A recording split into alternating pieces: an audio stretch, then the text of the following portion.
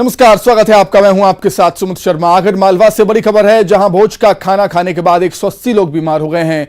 भोज के बाद लोगों को फूड पॉइजनिंग हो गई। एसडीएम, सीएमएचओ सहित पूरा स्वास्थ्य अमला मौके पर है। लटूरी गहलोत गांव का ये पूरा मामला। तो आगर मालवा से बड़ी खबर आपको बता रहे हैं, जहां पर भोज का खाना खाने से 180 लोग बीमार हो गए हैं। भोज का खाना खाने के बाद लोगों को फूड पॉइजनिंग हो गई है और बड़ी संख्या में लोग बीमार हुए हैं। 180 लोग बीमार हो गए हैं भोज का खाना खाने से। फूड पॉइजनिंग लोगों को हो गई है। एसडीएम, सीएमएचओ सहित पूरा स्वास्थ्य अमला मौके पर मौजूद है और जो गंभीर रूप से बीमार हैं उनको हॉस्पिटल में एडमिट करवाया गया है। लटूरी गहलोत गांव का यह पूरा मामला बताया जा रहा है।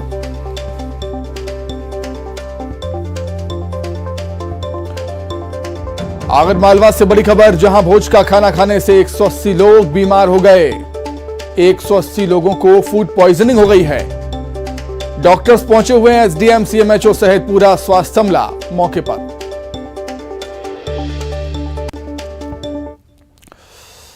कांकेर से बड़ी खबर, जहां नक्सलियों ने उत्पात मचाया है। सड़क निर्माण में लगी गाड़ियों को आग के हवाले कर दिया। पोकलैंड, ट्रैक्टर, अजाक्स मशीन में आग लगा दी है नक्सलियों ने। हेडरी थाना के आलिंगा इलाके की घटना है। छत्तीसगढ़ महाराष्ट्र सीमावर्ती क्षेत्र का यह पूरा मामला। आलिंगा परसाल गोनी मार्ग पर पुल बन रहा था, निर्माण कार्य चल रहा था और निर्माण कार्य में लगी मशीनों को आग के हवाले कर दिया है नक्सलियों ने। Poclain machine, tractor, Ajax machine में भी नक्सलियों ने आग लगा दी। तो एक बार फिर से नक्सली विकास में बाधा बनते हुए नजर आए हैं। छत्तीसगढ़ महाराष्ट्र सीमावर्ती क्षेत्र का यह पूरा मामला। आलिंगा परसाल गोंडी मार्ग पर पुल बनाने का निर्माण कार्य चल रहा है और इसी में लगी गाड़ियों को, मशीनों को नक्सलियों ने आग के हवाले कर दिया है। ये तस्वीरें भी निकलकर सामने आई हैं।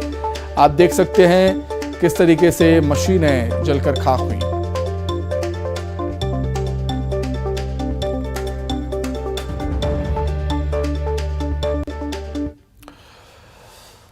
वहीं खरगोन में फिर चला है नगर पालिका का बुलडोजर। टीआईटी कॉम्प्लेक्स की दुकानों के फुटपाथ पर कार्रवाई हुई है। नगर पालिका ने दुकानदारों के कब्जे वाले फुटपाथ को तोड़ा। दुकानदारों ने फुटपाथ पर पक्का निर्माण करके रखा हुआ था, जिसको ध्वस्त किया है निगम की टीम ने। नगर पालिका का बुलडोजर चला है खरगोन में। टीआईटी कॉम्प्लेक्स की दुकानों के फुटपाथ पर कार्रवाई हुई। नगर पालिका ने दुकानों के कब्जे वाले फुटपाथ को तोड़ दिया और दुकानदारों ने फुटपाथ पर पक्का निर्माण करवाकर रख दिया था, जिस पर नगर पालिका निगम की कार्रवाई देखने को मिली है। बुलडोजर के जरिए निर्माण को ध्वस्त किया गया है। दुकानदारों ने फुटपाथ पर ही पक्का निर्माण करवाया था, जिसको तोड़ा गया है बुलडोजर की मदद से।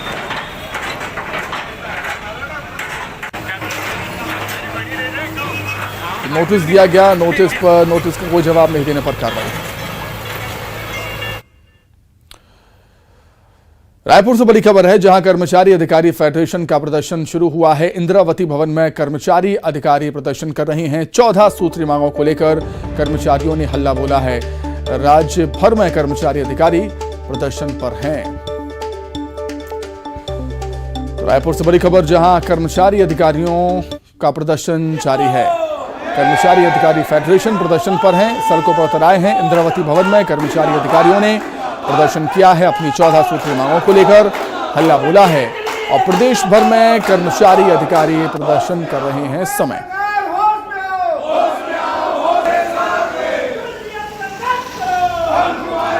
अधिक जानकारी के लिए बातचीत करेंगे। संवाददाता युगल तिवारी जुड़ गए हैं फोन पर। युगल, चुनावी साल है, हड़ताली मौसम है कि खत्म होने का नाम नहीं ले रहा, क्या कुछ मांगे हैं अधिकारी कर्मचारियों की? जी देखिए, अपनी 14 सूत्री मांगों को लेकर के कर्मचारी अधिकारी फेडरेशन है वो आंदोलन कर रहा है और इंद्रावती भवन में ये प्रदर्शन है वो लगातार जारी है। और इनकी प्रमुख जो मांग है वेतन विसंगति है और इसके साथ ही साथ कर्मचारी एवं पेंशनरों को जो 5% महंगाई भत्ता का 7वें वेतनमान में जो अनुग्रह गृह भाड़ा भत्ता नहीं दिया जा रहा है उसको लेकर के मांग कर रहे हैं। इसके अलावा जो घोषणा पत्र था कांग्रेस का उसमें इनके जो वादे थे वो पूरा नहीं हुआ था। विभिन्न मांगों को लेकर के 14 सूत्री इनकी जो मांगे हैं उन्हें लेकर के पूरा धरना प्रदर्शन है जारी है। आज धरना प्रदर्शन का पहला दिन है और इसके अलावा चरणबद्ध तरीके से ये धरना प्रदर्शन है करेंगे और ये कहा जा सकता है कि इसकी वजह से जो काम काज है शासकीय काम है उसका व्यापक जो प्रभाव है वो पड़ेगा और ये चरणबद्ध आंदोलन करेंगे। इसके बाद जिला स्तर पर ब्लॉक मुख्यालयों में भी जो कर्मचारी हैं सभी अपना अपना धरना प्रदर्शन है करेंगे। जी बिल्कुल युगल, आप हमारे साथ बने रहिएगा, कुछ और खबरों पर भी हम आपसे जानकारी लेंगे। तो रायपुर से ही खबर है जहां सरकार के खिलाफ एकजुट हुए हैं कर्मचारी, रसोइया संघ, आंगनवाड़ी कार्यकर्ता, कर्मकार संघ का प्रदर्शन देखने को मिला है। अपनी अपनी मांगों को लेकर ये सभी संघ प्रदर्शन कर रहे हैं। रायपुर में जुटे हुए हैं हजारों की संख्या में प्रदर्शनकारी। अनियमित कर्मचारियों ने आंदोलन का समर्थन भी किया है। तो तस्वीरें आप देख सकते हैं, बड़ी संख्या में महिलाएं पहुंची हुई हैं प्रदर्शन करने के लिए। युगल लगातार हमारे साथ बने हुए हैं। युगल, जैसा कि मैंने पहले भी कहा था, चुनावी साल है ये और हड़ताली मौसम छत्तीसगढ़ में चल रहा है, लेकिन जो अलग अलग संघ हैं अब एकजुट होकर आए हैं प्रदर्शन के लिए। ये बिल्कुल सुमित सही कह रहे हैं कि जिस तरह से चुनावी वर्ष होने के कारण ये लगातार कर्मचारी सरकार पर दबाव बना रहे हैं और उनकी जो मांगे हैं, कुछ मांगे जो मैनिफेस्टो में पूरा करने का वादा कांग्रेस ने किया था उसको लेकर के आज धरना प्रदर्शन कर रहे हैं। आंगनबाड़ी कार्यकर्ता प्रदेश के लंबे समय से धरना प्रदर्शन कर रहे हैं। इसके साथ ही साथ रसोइया संघ है वो भी आज आंदोलन पर कूद गया है। इसके बाद जो मजदूर जो कर्मकार संघ है उसका प्रदर्शन है। यहाँ नवा रायपुर तूता में हजारों की संख्या में जो कर्मचारी हैं धरना प्रदर्शन कर रहे हैं और अपनी मांगों को लेकर के आवाज बुलंद कर रहे हैं। बड़ी बात यही है कि इन कर्मचारियों के धरना प्रदर्शन आंदोलन को जो अनियमित कर्मचारी है उन्होंने समर्थन दिया है।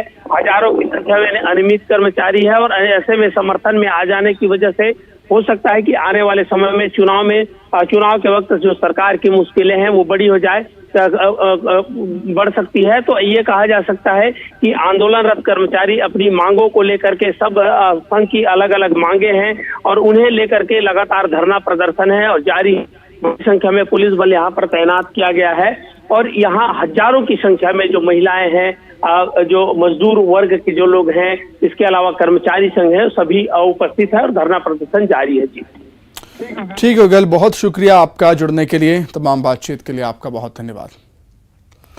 आगे बढ़ते हैं बलरामपुर से बड़ी खबर, जहां आंगनवाड़ी कार्यकर्ताओं ने किया है नेशनल हाईवे 343 को जाम। 6 सूत्री मांगों को लेकर आंगनवाड़ी कार्यकर्ताओं का प्रदर्शन देखने को मिला है। प्रदर्शन से नेशनल हाईवे 343 पर दोनों ओर लंबा जाम लग गया। लंबी कतारें वाहनों की देखने को मिली हैं। कलेक्ट्रेट के सामने आंगनवाड़ी कार्यकर्ताओं का प्रदर्शन जारी है।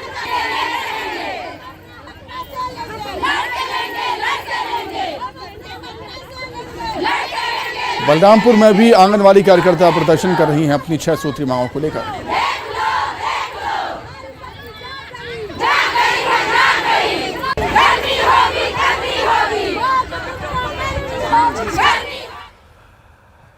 वहीं छत्तीसगढ़ विधानसभा में आर्थिक सर्वेक्षण पेश हुआ है। मंत्री अमरजीत भगत ने आर्थिक सर्वेक्षण को पेश किया। प्रदेश में विकास दर 8% रहने का अनुमान है। देश से ज्यादा है छत्तीसगढ़ की विकास दर, ऐसा कह रहे हैं कांग्रेस के नेता। छत्तीसगढ़ में प्रति व्यक्ति 1,33,000 विकास दर है। छत्तीसगढ़ में बड़ी है प्रति व्यक्ति आय, ये दावा है सरकार का।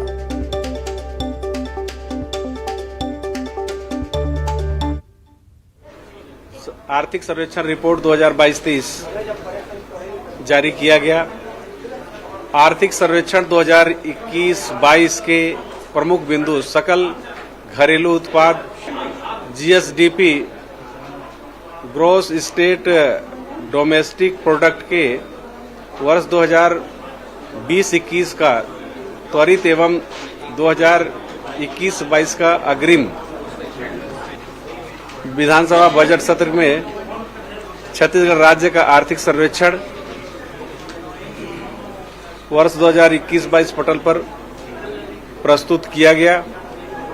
इस प्रकाशन के प्रमुख बिंदु में राज्य का सकल घरेलू उत्पाद, 2000 छत्तीसगढ़ राज्य का जीडीपी स्थिर भाव पर वर्ष 2021-22 में 2,67,681 करोड़ रुपए से बढ़कर 2022-23 में 2,89,082 करोड़ रुपए अनुमानित है।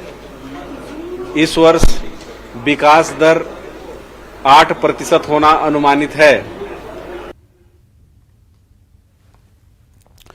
चलिए आगे बढ़ते हैं। ग्वालियर से खबर है जहां पर ज्योतिरादित्य सिंधिया के राज्यसभा में निर्वाचन को चुनौती देने का यह मामला है, जिसमें पूर्व मंत्री डॉक्टर गोविंद सिंह की याचिका पर सुनवाई हुई। हाईकोर्ट के ग्वालियर बेंच में सुनवाई हुई है। गोविंद सिंह के वकील ने आपत्ति जताई है। इसको लेकर अतिरिक्त महाधिवक्ता के पेश होने पर आपत्ति जताई गई है।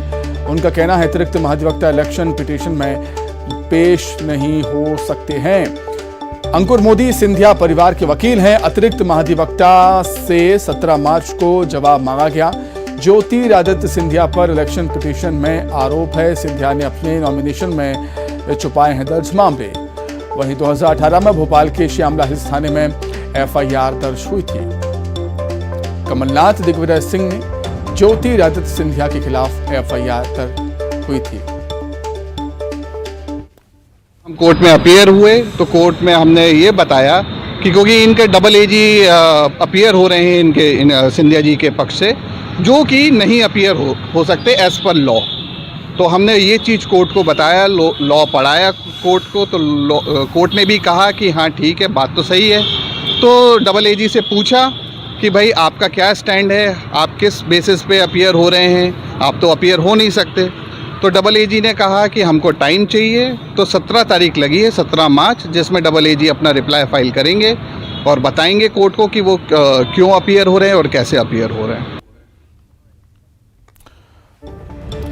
अधिक जानकारी के लिए हम बातचीत करेंगे। संवाददाता सुशील कौशिक हमारे साथ जुड़ गए हैं फोन पर। सुशील, क्या कुछ जानकारी है? कोर्ट की तरफ से क्या कुछ कहा गया, वकील की तरफ से क्या कुछ दलीलें कोर्ट में रखी गई? देखिए, 2019 के लोकसभा चुनाव में ज्योतिरादित्य सिंधिया ने कांग्रेस उम्मीदवार के तौर पर गुना से चुनाव लड़ा था। उन्होंने अपने नॉमिनेशन में एक जो आपराधिक केस था उनके ऊपर, उसका जिक्र नहीं किया था। दरअसल 2018 में भोपाल के श्यामला हिल्स थाने में कमलनाथ, दिग्विजय सिंह और ज्योतिरादित्य सिंधिया के खिलाफ एक एफआईआर दर्ज हुई थी और इस एफआईआर का जिक्र उन्होंने 2019 के लोकसभा चुनाव में नहीं किया था।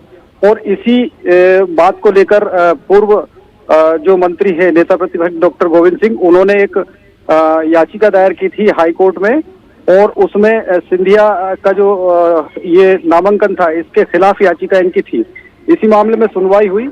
तो आज जो है सुनवाई के दौरान सिंधिया की तरफ से अतिरिक्त महाधिवक्ता अंकुर मोदी अपीयर हुए थे और इसी को लेकर डॉक्टर गोविंद सिंह के वकील ने आपत्ति जाहिर की थी कि सरकार के जो महाधिवक्ता है वो इलेक्शन पिटीशन में इस तरह से अपीयर नहीं हो सकते। इस मामले की सुनवाई अब 17 मार्च को होगी। और आपको बता दें कि ज्योतिरादित्य सिंधिया अब चूंकि बीजेपी में आ चुके हैं, हालांकि 2019 के लोकसभा चुनाव में भी उन्हें हार का सामना करना पड़ा था, लेकिन ये मामला चूंकि शपथ पत्र में गलत जानकारी देने का है, तो लिहाजा इस मामले में अब 17 तारीख को देखना होगा कि कोर्ट का रुख क्या रहता है। ठीक है सुशील, बहुत शुक्रिया आपका जुड़ने के लिए, तमाम बातचीत के लिए बहुत धन्यवाद।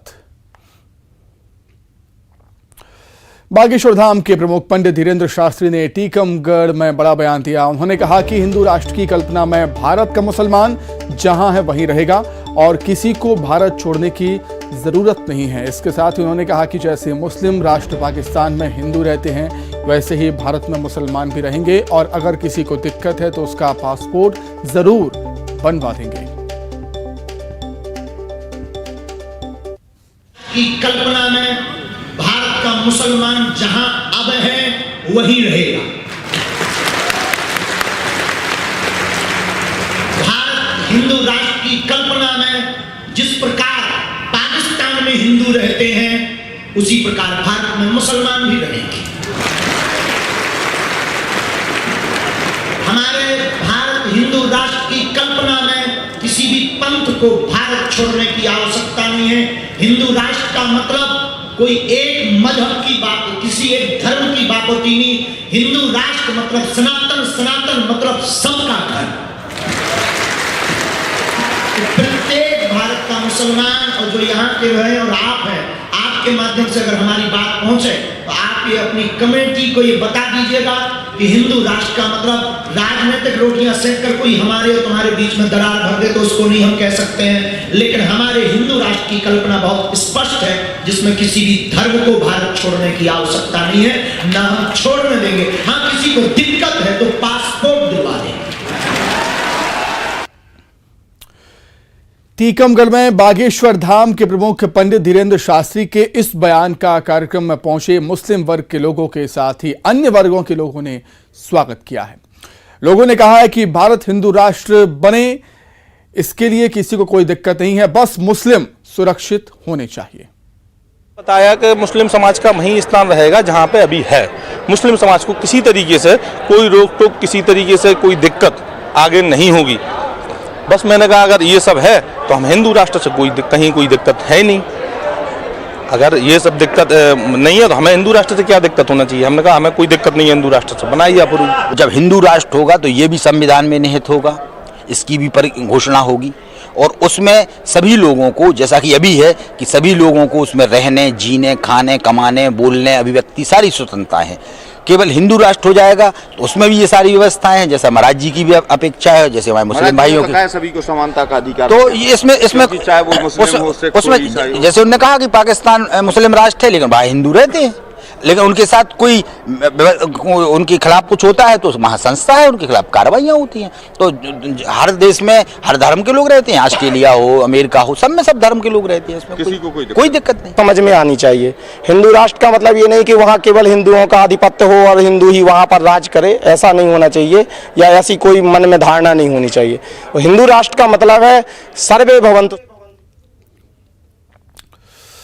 नागपुर से बड़ी खबर, आरएसएस प्रमुख मोहन भागवत ने बड़ा बयान दिया है। उनका कहना है कुछ मतलबी लोगों ने ग्रंथों में अपनी तरफ से चीजों को डाला, इसकी समीक्षा जरूरी है और हमारे यहाँ पहले ग्रंथ नहीं थे। भागवत कहना पहले मौखिक परंपरा से चलता था।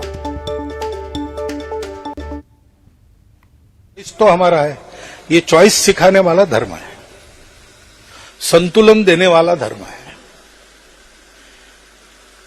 तो हमारा धर्म ये विज्ञान के अनुसार चलता है और विज्ञान को मनुष्य के लिए लाभकारी होने के लिए उस धर्म की आवश्यकता है। और इसलिए ये विज्ञान सामने लाना हमारी परंपराओं में, हर विषय में दुनिया के अन्वेषण के हमारे पास हमारे पूर्वजों का किया कुछ न कुछ है। अब वो परंपरा से चलते आया, पहले हमारे यहाँ ग्रंथ नहीं थे, मौखिक परंपरा से चला, बाद में ग्रंथ हुए, वो ग्रंथ इधर से उधर चले गए, फिर बाद में स्वार्थी लोग भी घुस गए, उन्होंने ग्रंथ में कुछ कुछ घुसा दिया जो बिल्कुल गलत है।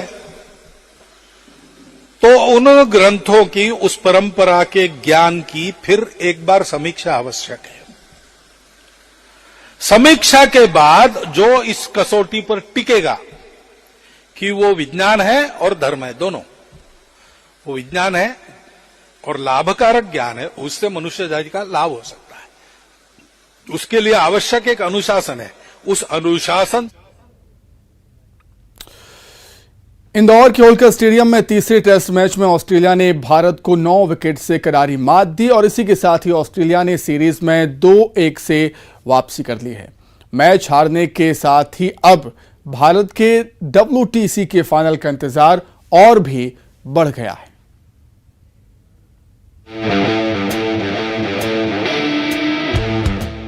ऑस्ट्रेलिया ने भारत को दिया पछाड़, फिरकी ने निकाला बल्लेबाजों का दम, 3 दिन में ही खेल खत्म। इंदौर टेस्ट को 9 विकेट से जीतकर ऑस्ट्रेलिया ने बता दिया है कि वो क्यों चैंपियन टीम कही जाती है। 2 टेस्ट मैचों की करारी हार झेलने के बाद होलकर स्टेडियम में एक तरफा भारत को हराकर कंगारुओं ने बता दिया कि कैसे सीरीज में कमबैक किया जाता है। क्रिकेट के जानकार भारत के 4-0 से सीरीज जीतने का दावा कर रहे थे,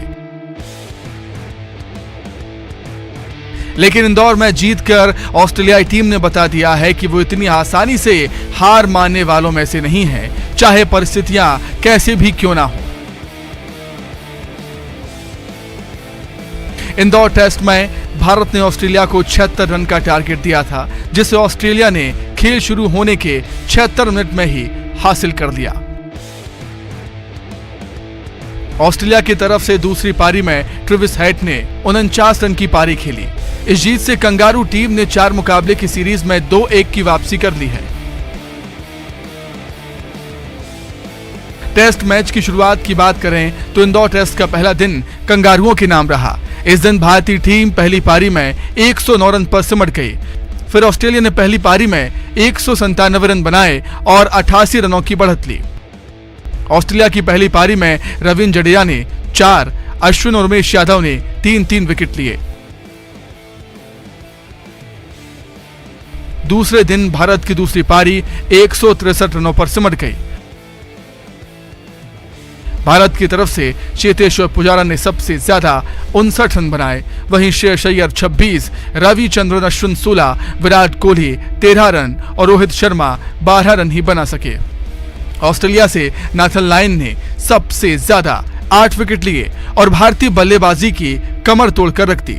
मुकाबले के तीसरे दिन मेहमान टीम को जीत के लिए 76 रनों का छोटा और आसान सा टारगेट मिला था। हालांकि अश्विन ने दिन की दूसरी ही बॉल पर उस्मान ख्वाजा को 0 पर आउट कर भारतीय फैंस की उम्मीदें एक बार के लिए जगा दी, लेकिन ट्रेविस हेड और मानस लबुशाने ने भारतीय गेंदबाजों को कोई मौका नहीं दिया।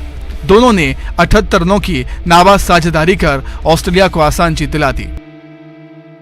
बॉर्डर गावस्कर सीरीज में पिच को लेकर काफी चर्चाएं हुई।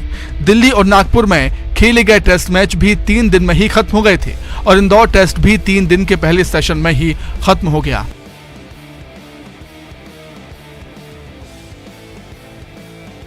ऐसे में टेस्ट मैच की रोचकता पर भी सवाल खड़े होते हैं। 5 दिन तक चलने वाले टेस्ट मैच 3 दिन में ही खत्म होंगे तो दर्शकों को भी निराशा ही होती है। अब उम्मीद है कि अहमदाबाद के नरेंद्र मोदी स्टेडियम में ऐसी पिच देखने को मिले जिस पर बल्ले और गेंद का अच्छा संघर्ष देखने को मिले और टीम इंडिया मैच जीतकर WTC के फाइनल का टिकट पक्का करे। Bureau report, news 18।